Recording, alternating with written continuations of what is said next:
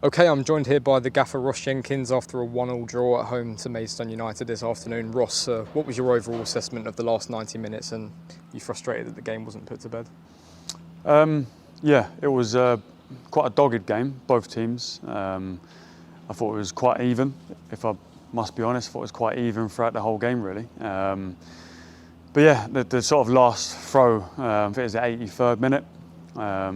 I can't remember it too much, so we're gonna have to watch it back of who weren't marking, who was, what the structure looked like. But from memory, he's had a free flick, which can't happen.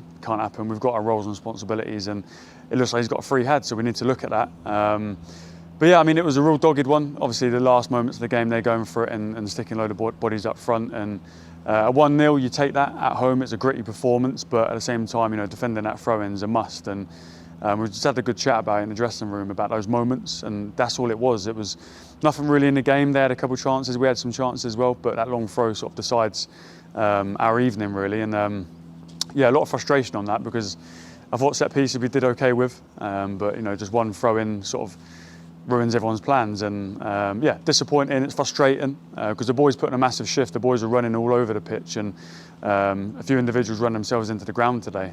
So that's obviously flattening. But yeah, we have to go again. We have to look at it, because I'll be honest, I can't remember who flicked it or if it dropped or who wasn't marking the right side. So we have to look at that and assess it again. And how have the lads responded in the immediate time after that result?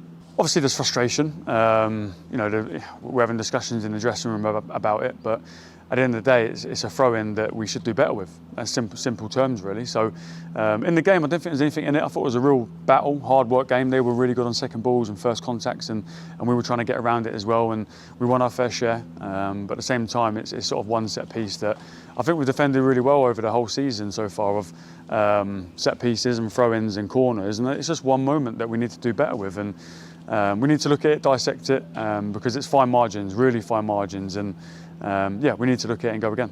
And some late changes today. I just want to touch on those quickly. That included the change in the 90th minute.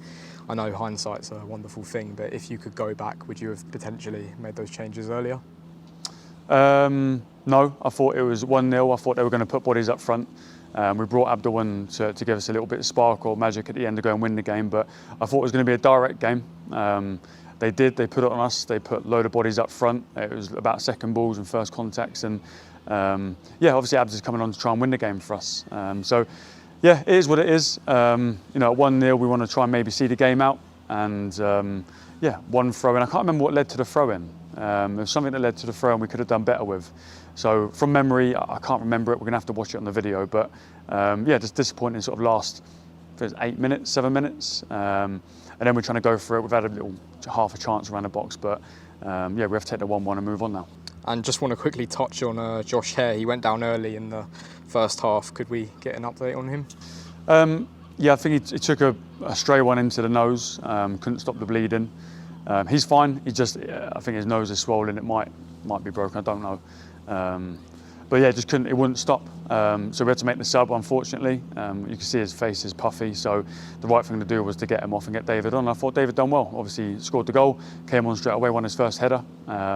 So yeah, he done well when he come on. But it's obviously unfortunate for Josh Hare that he took one in the face really early on. And finally, Ross, as it stands, we sit 8th in the table. Obviously, it's still early on in the season, but will the need to try and climb back to the top act as an added incentive for the lads to put in perhaps a better performance against Worthing on Monday? Yeah, I mean, it's an honest performance today. Everyone's put a shift in. Maidstone turned up and they've got a real appetite to do well as well.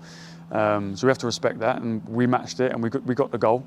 Could have probably done better on a few chances going forward. Just the end product, the final pass was a bit overhit at times, or a bit loopy, or just a little bit sloppy at times. But yeah, I thought it was an honest game. You know, Maidstone turned up and tried to make us work, and they did that at times. You know, teams are not going to let us win games of football, and they turned up and they put in a shift. And on another day, we see the game out 1-0, we move on to Worthing. But you know, today we conceded a long throw.